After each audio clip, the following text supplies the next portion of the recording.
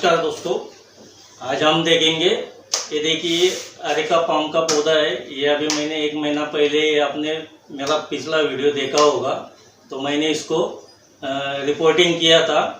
अभी ये इसको 1 महीना हो गया है। एकदम बढ़िया पौधा चल रहा है अभी तक। पत्तियां भी एकदम ग्रीन है, कोई भी ऐसी तकलीफ नहीं है अभी तक। एकदम बढ़िया मेरा पौधा हुआ है। तो आज हम पूरा अरेका पाम का जो भी केयर है, उसको कहाँ रखना है, कितनी धूप में रखना है और उसको कैसा टेम्परेचर होना चाहिए और उसको मिट्टी जो सॉइल मीडिया है वो कैसा रखना चाहिए, कैसा लेना चाहिए, इस पर बात करेंगे आज हम फुल। उसको फर्टिलाइज़र क्या देना है, इसके ऊपर भी हम पूरी डिटेल में बात करेंगे आज। तो दोस्तों, मैं नितिन जंगले, माय चैनल यश कुमार .123।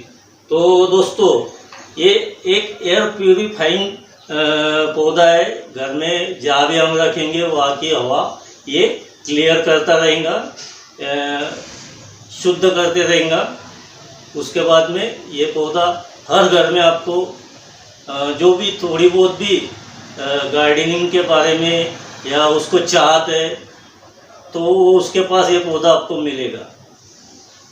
इस पौधे को हर एक जन अच्छी तरह से चाहता है, इसको हर जन अपने घर में लगाना चाहता है, क्योंकि ये पौधा जिस टाइप में उसकी ये जो पत्तियां रहती है लश ग्रीन एकदम, और जहाँ भी देखो वहाँ एकदम खूबसूरत दिखता है। कोई भी कॉर्नर में रख दो तो एकदम खूबसूरत दिखता है।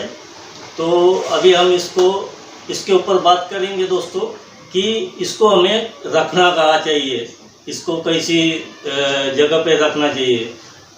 तो दोस्तों, इसको हमें सीढ़ी एरिया में, जहाँ दिन भर अच्छी खासी धूप आती होंगी, अच्छी खासी धूप मतलब पूरी सनलाइट नहीं आना चाहिए और छाँव भी होना चाहिए थोड़ी बहुत। तो ऐसी जगह पे हमको रखना है।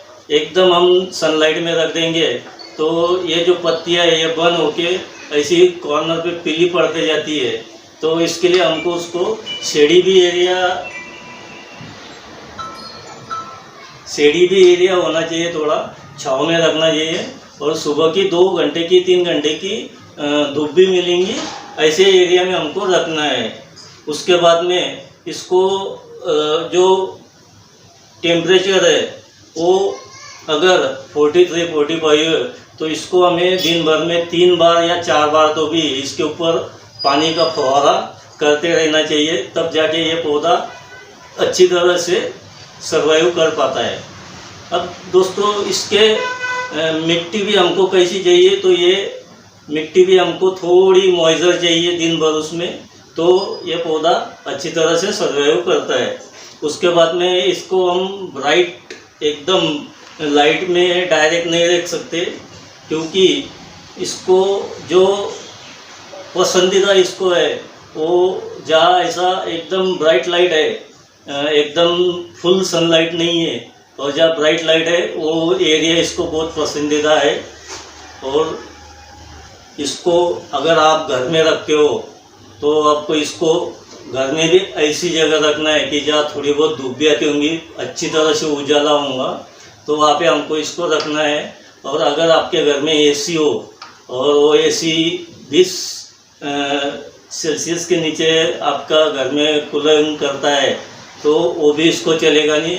फिर भी ये पौधा उस पीरियड में भी पत्तियाँ पीली कर देगा, क्योंकि ये पौधा जो है ना बहुत सेंसिटिव है।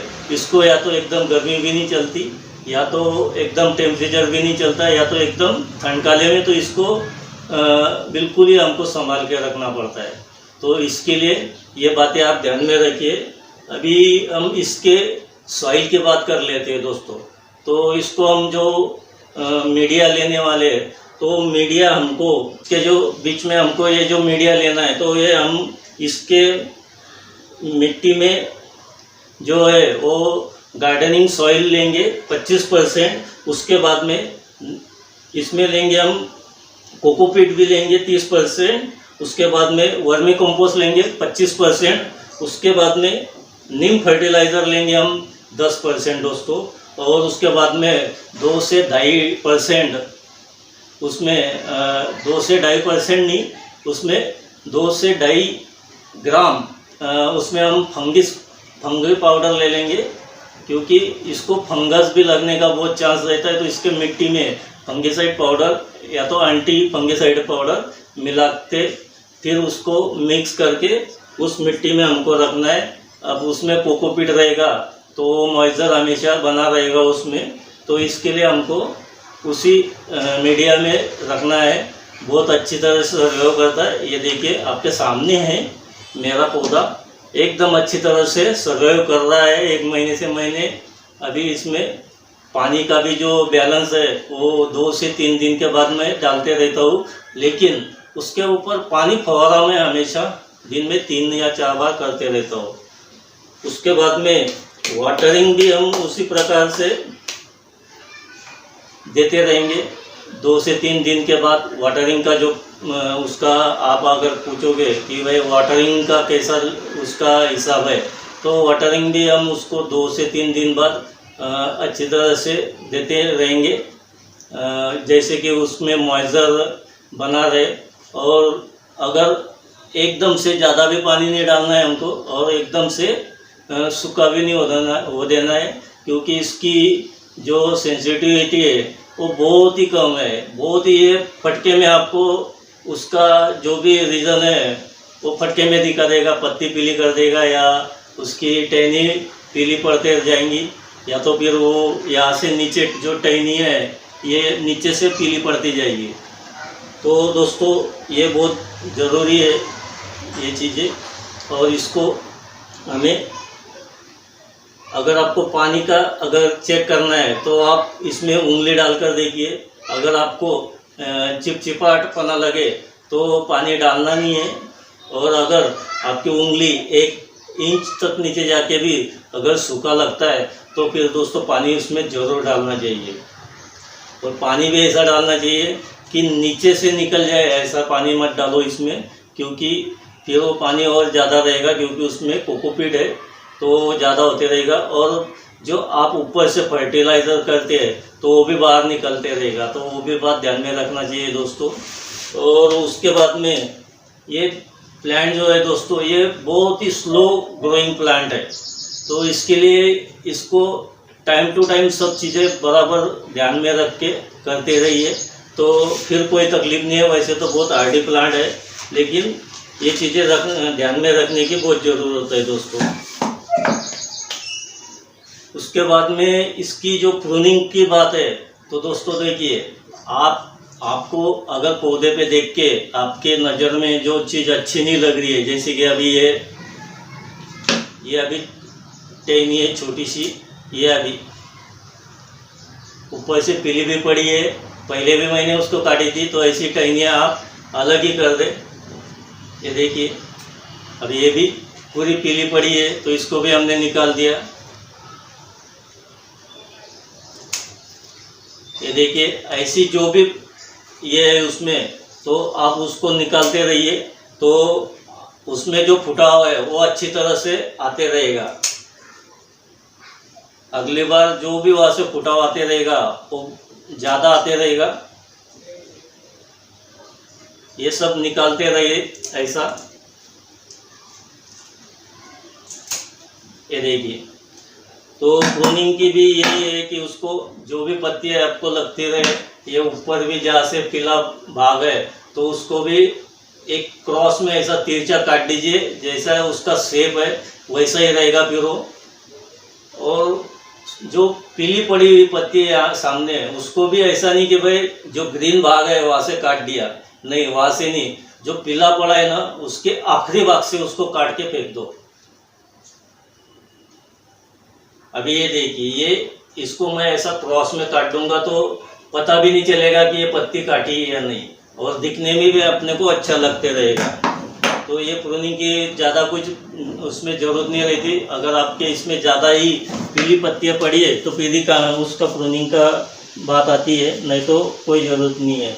अभी ये देखिए ये हमने काट दिया, तो बस ये प्रूनिंग में तो कुछ ज़्यादा खास बात नहीं है। उसके बाद में हमें इसको फर्टिलाइजर्स क्या देना है। तो देखो दोस्तों, इसको नवंबर से फरवरी में हमको कोई भी खाद नहीं देना है, नवंबर से फरवरी तक। उसके बाद में फरवरी के बाद में हमें नवंबर से हमको इसमें जो खाद देना है, क्योंकि फरवरी खलास हो गया, जो ठंडकाले के दिन है वो ऐसे भी ये इसको ठंडकाले में ये पौधा इसमें चल जाता है, एकदम सर्वाइव करना बंद कर देता है।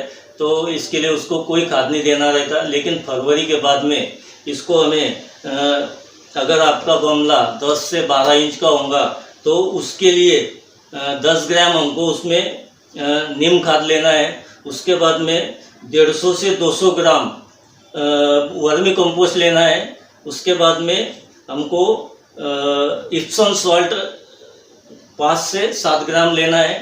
उसके बाद में हमको 1 से 2 ग्राम फंगीसाइड पाउडर उसमें मिक्स करके, ये चारों पांचों चीज़ें जो है वो मिक्स करके अच्छी तरह से उसको रख दीजिए। और उसको ये ऊपर की मिट्टी थोड़ी थोड़ी निकाल के उसमें फिर डाल दीजिए, और ऊपर से फिर मट्टी डाल के अच्छी तरह से उसमें पानी दे दीजिए दोस्तों। तो देखिए फिर आपका पौधा कितनी बढ़िया सर्वाइव करता है। उसकी पत्तियां भी एकदम ग्रीन रहेगी और उसकी टहनियों को भी कोई बीमारी नहीं रहेगी। और उसके बाद में टहनियों के ऊपर भी आप फंगीसाइड अगर पानी में 1 लीटर पानी में 1 चम्मच डाल के फवारते रहेंगे तो वो भी बढ़िया रहेगा, क्योंकि इसके अंदर भी ये जो काले काले दाग पड़ते रहेंगे तो वो भी फंगीसाइड का ही प्रकार है, वो भी अपने आप निकलते रहेगा दोस्तों। ये आप करते रहे। उसके बाद में अगर आपको, वैसे तो इसको रिपोर्टिंग की ज़्यादा ज़रूरत नहीं रहती, क्योंकि ये दोस्तों ये प्लांट जो है ये अपना जो खाना है, ये इसको जो लगने वाला खाद है वो ज़्यादा करके सूरज के किरणों में से या ब्राइट लाइट में से लेते रहता है, और नीचे से उसको जो भी चीज़ें है वो थोड़ी थोड़ी मात्रा में लेते रहता है। तो इसके लिए इसको ज़्यादा कुछ ज़रूरत नहीं पड़ती। और आप रिपोर्टिंग भी इसको 2 से 3 साल बाद, मैं तो कहूँगा 4 साल के बाद ही करिए, क्योंकि बहुत सेंसिटिव पौधा है। थोड़ी सी भी इधर उधर कुछ हो जाए तो गड़बड़ हो जाए। रिपोर्टिंग में भी आप इसको ज़्यादा 3 साल बाद भी करोगे तो बराबर उसमें आप निकाल लीजिए इस पौधे को। आप मिट्टी ढीली कर लीजिए, 2-3 दिन पहले पानी मत दीजिए, मिट्टी ढीली कर लीजिए, और ऐसे के ऐसे निकाल के जितनी मिट्टी निकलती उतनी निकाल लीजिए। बाकी वैसा का वैसा रख के गमले में उसके बाद में लगा दीजिए। आपका पौधा कितना बड़ा है इस साइज के हिसाब से आप 12 इंच, अगर अभी ये मेरा पौधा मैं जब नर्सरी से लाया था तो पहले बड़ा था, इसके लिए मैंने इसको पहले 12 इंच का गमला लिए है। तो अभी मेरे को 3 साल तक तो कोई देखना नहीं है। लेकिन आगे चल के अगर मेरे को इसको रिपोर्टिंग करना पड़ता है, इसके रूट बॉन्डिंग पूरे इसमें भर जाती है, तो मैं जब करूँगा तो इसको मुझे इससे भी बड़ा गमला लेना पड़ेगा दोस्तों। तो ये चीज़ें आप भी ध्यान में रखिए और उस हिसाब से करते रहिए। बाकी तो अभी इसमें कोई ये नहीं है बताने जैसा। तो आप अरेका पाम का पौधा अगर रखते हो तो ये चीज़ें आप ध्यान में रखिए। आपका पौधा, मैं श्योर कहता हूँ कि इसको कोई भी तकलीफ नहीं होगी। तो दोस्तों, मेरा वीडियो आपको अच्छा लगा हो तो मेरे वीडियो को आप शेयर कीजिए, कमेंट कीजिए और लाइक करके सब्सक्राइब भी कर दीजिए। धन्यवाद दोस्तों।